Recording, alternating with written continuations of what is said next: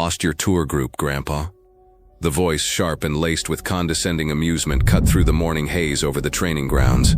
Sergeant Evans, a man whose crisp uniform and chiseled jaw seemed designed for shouting, stepped in front of the old man. The recruits in the formation behind him, barely out of their teens, shifted their weight, a few of them snickering into their collars. Glenn Whitman, 84 years old, did not move. He stood in the formation as if he belonged there, his back straighter than men half his age.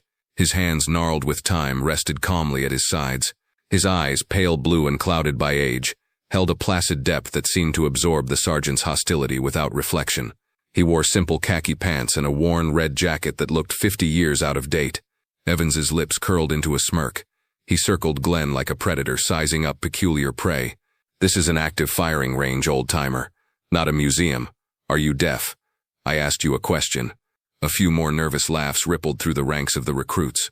To them, this was a welcome break from the relentless drilling, a bit of unexpected theater. They saw a confused old man who had wandered into the wrong place, a harmless relic about to be chewed out by their formidable drill sergeant.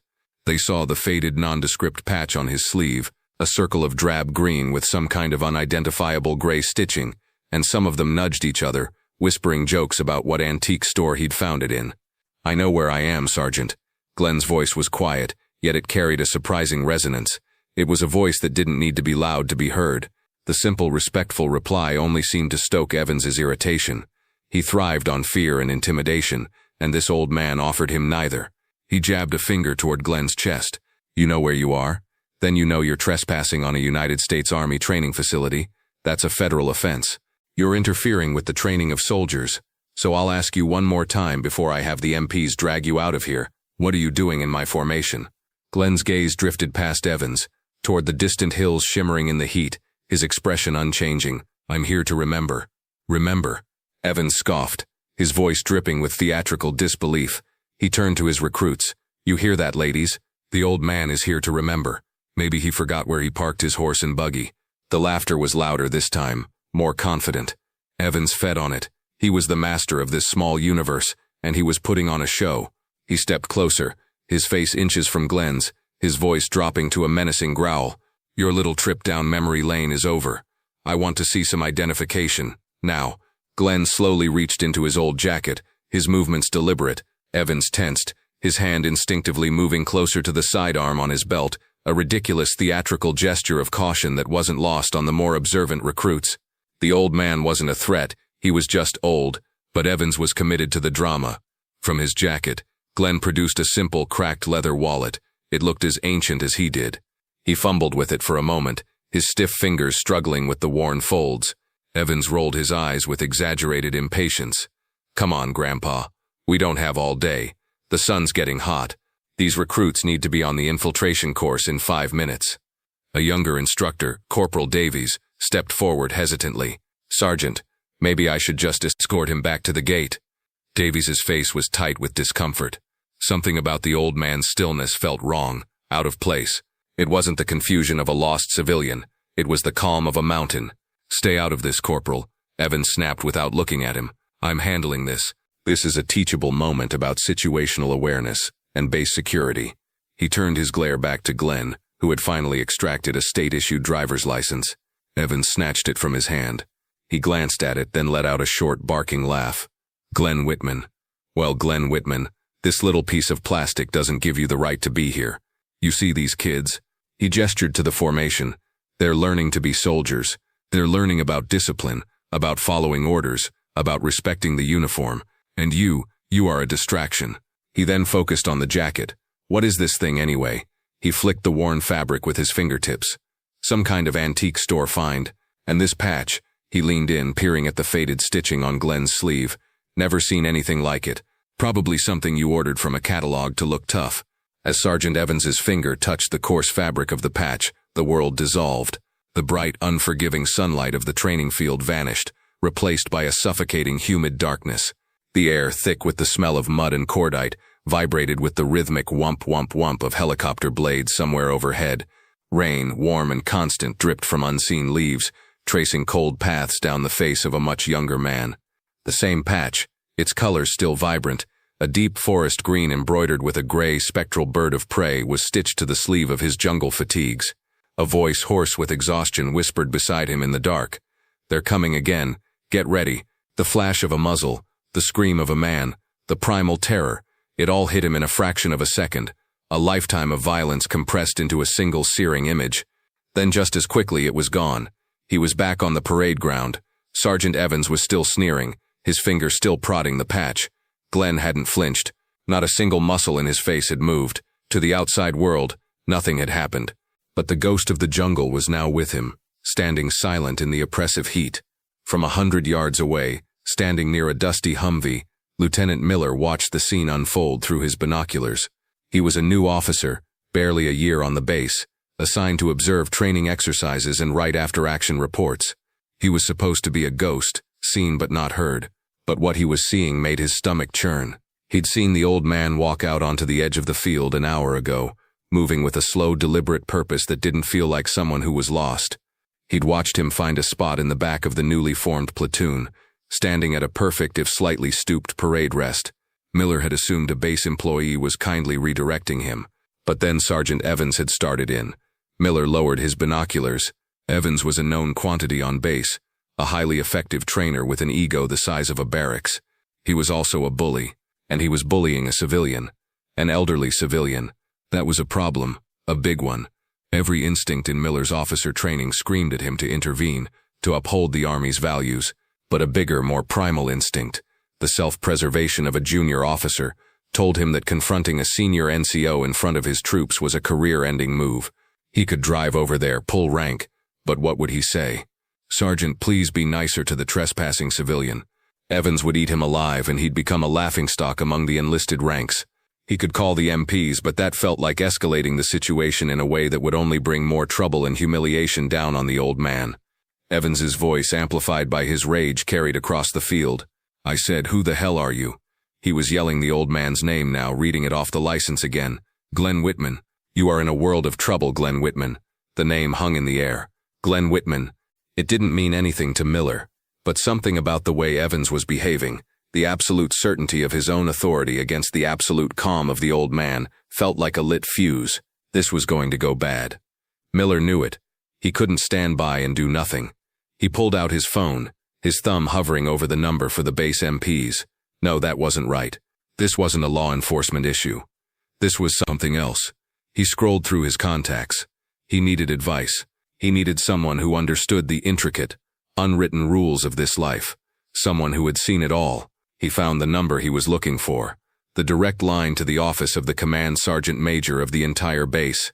It was a huge overstep, a massive breach of the chain of command, but it was better than the alternative. His heart pounded as the phone rang. A crisp professional voice answered. "Command Sergeant Major's office." "This is Lieutenant Miller," he said, trying to keep his voice steady. "I'm out at Range 7 observing Alpha Company's drills.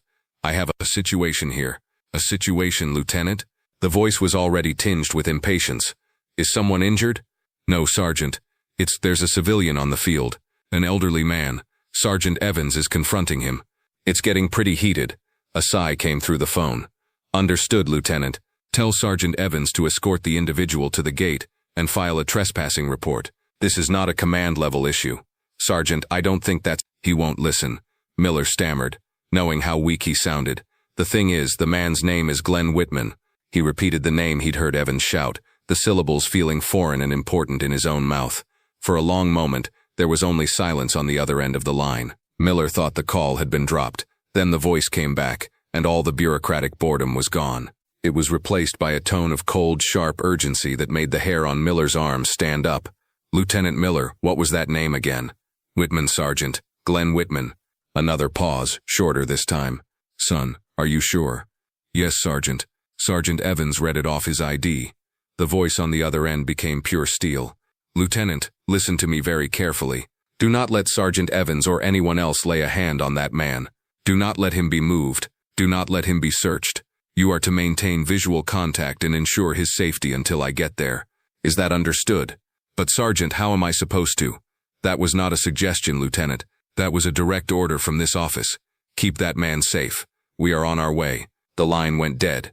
Miller stared at his phone, his mind reeling. What had he just done? Who in the world was Glenn Whitman?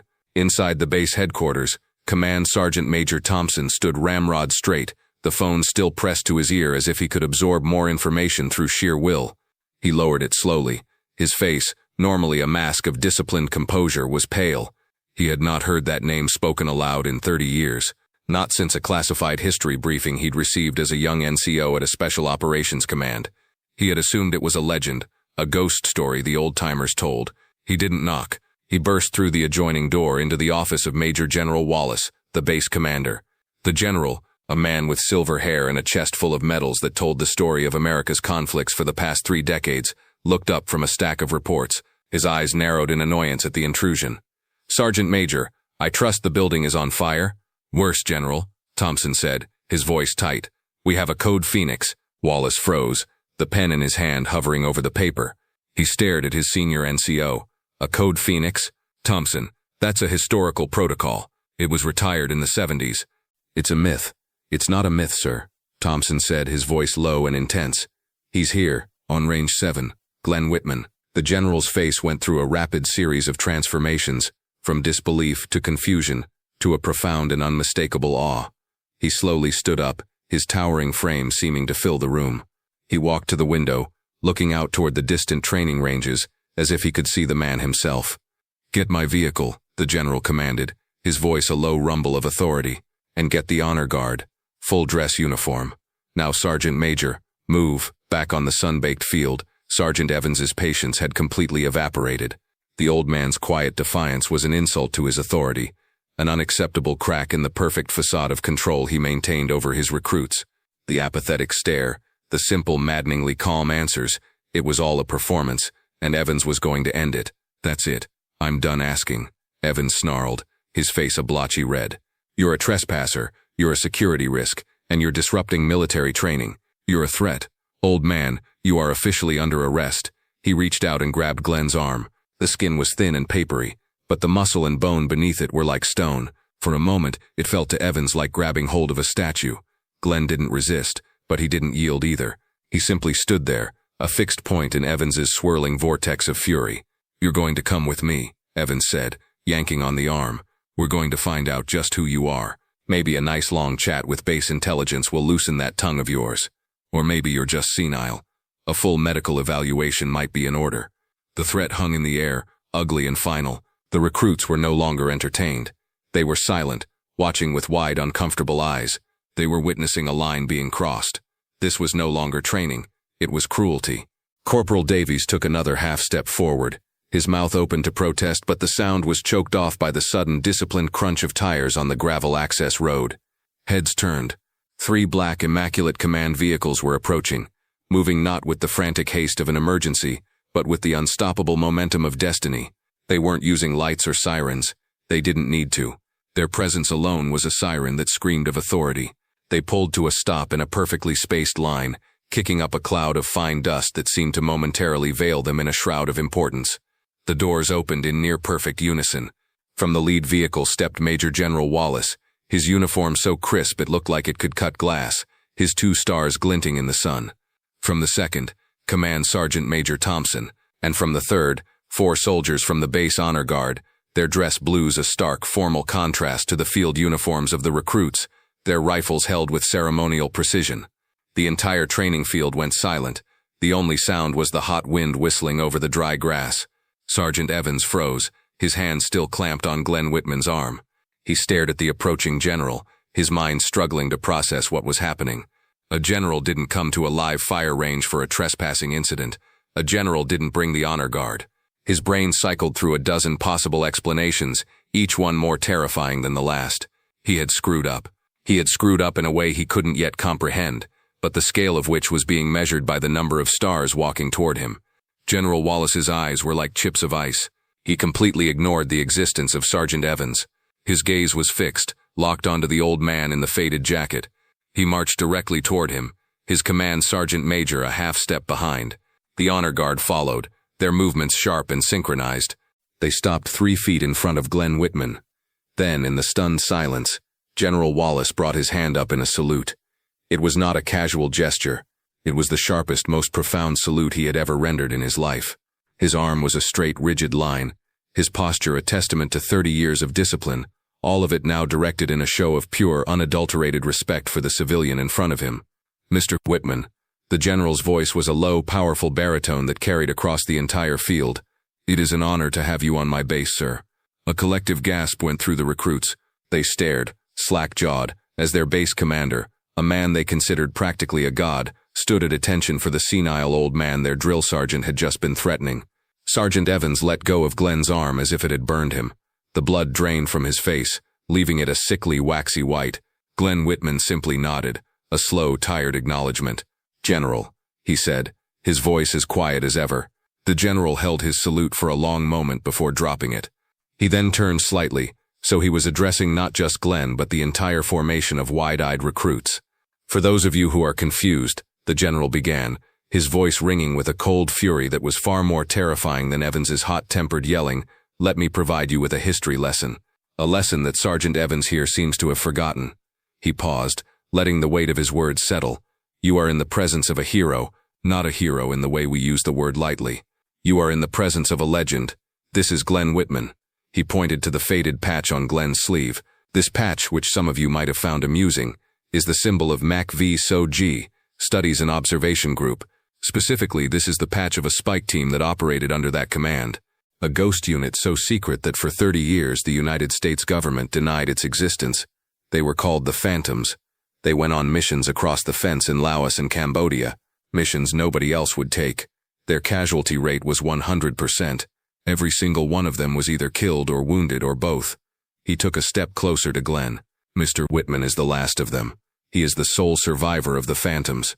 In 1968, during an operation to rescue a downed pilot deep in enemy territory, his 12-man team was compromised and surrounded by an entire enemy battalion. For 3 days they held their ground, calling in airstrikes on their own position. Glenn Whitman, then a 20-year-old sergeant, was wounded 5 times. He refused medevac, staying with his men until the very end. When reinforcements finally broke through, they found him, the last man standing, protecting the bodies of his 11 comrades. The general's voice grew thick with emotion. For his actions, he was awarded the Distinguished Service Cross. What the official record doesn't say, because it was classified until 2005, is that he was also awarded the Medal of Honor. He is one of the most decorated soldiers in the history of the United States Army. He doesn't wear his medals, he doesn't ask for recognition, but he has earned our respect 1,000 times over. The recruits stared at Glenn, no longer seeing a frail old man but a titan. They looked at his wrinkled face and tried to imagine him as a young man, wounded and alone in a jungle halfway around the world. Lieutenant Miller, watching from a distance, felt a profound sense of relief and humility wash over him. And Sergeant Evans just stood there, swaying slightly on his feet, his world completely and irrevocably shattered. General Wallace finally turned his ice-cold gaze on Sergeant Evans. The general didn't raise his voice. He didn't have to. The quiet condemnation was infinitely more devastating. "Sergeant," he said, his voice dangerously low, "the ground you stand on, this place where you are privileged to train the next generation of American soldiers, was paid for by the sacrifice of men like him. You treated him with contempt. You humiliated him. You laid hands on him. He let the last accusation hang in the air, a mortal sin in the military world. You have not only failed as a non-commissioned officer, you have failed as a soldier.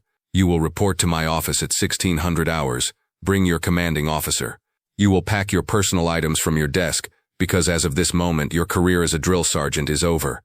Evans could only manage a choked, "Yes, General." He looked small, pathetic, a bully stripped of his power. Just as the general was about to turn away, Glenn Whitman took a shuffling step forward. He placed a frail hand on the general's perfectly starched sleeve. "General," he said softly, "the boy was just doing his job. He's young, full of fire. We needed men like him once. We still do. Don't ruin him. Teach him." The magnanimity of the gesture was stunning. Here was a man who had been publicly berated and threatened, and his first instinct was to show grace to his tormentor. The general looked down at the old man, his hard expression softening slightly. He nodded. "Your compassion does you credit, Mr. Whitman, as always." As Glenn spoke, another image flickered behind his eyes, sharper and more poignant than the first. He was 20 years old again, huddled in a sandbag bunker. The air was thick with the smell of blood and ozone. His captain, a man he'd worshipped, was lying on a cot, his uniform soaked in red. The captain coughed, a wet, rattling sound. He clumsily tore the phantom patch from his own sleeve and pressed it into Glenn's hand. His fingers were cold. "Make them remember us, Whitman," the captain whispered, his voice fading. "Don't let us be forgotten." Weeks later, the incident on Range 7 had become a cautionary legend on the base. General Wallace had been true to his word. A new block of instruction titled the Whitman Protocol was now mandatory for all leadership training. It covered the history of clandestine units and emphasized the importance of treating all veterans, regardless of appearance, with the dignity they had earned. The official base newspaper ran a full-page feature on Glenn Whitman and the Phantoms, finally giving them the public honor they had long been denied. Evans was not drummed out of the Army. Glenn's plea had saved him from that. Instead, he was reassigned to a records warehouse on the quietest part of the base, a purgatory of filing cabinets and dust. His days of shouting at recruits were over. His promising career had hit a brick wall. One rainy Tuesday, Evans was leaving the commissary when he saw him. Glenn Whitman was sitting on a bench near the entrance, patiently waiting for the rain to slacken. Evans froze.